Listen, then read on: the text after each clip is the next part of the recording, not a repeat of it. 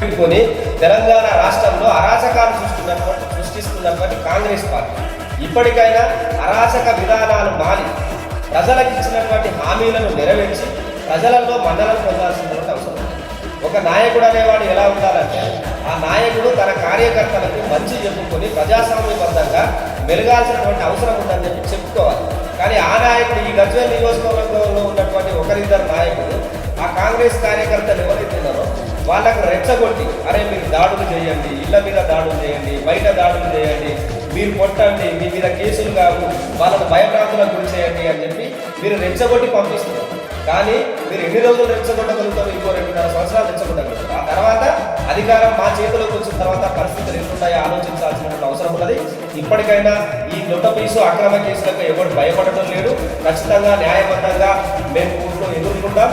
మీరు చేసే ప్రజా వ్యతిరేక విధానాలను ఖచ్చితంగా ప్రజలలోకి తీసుకెళ్తాం.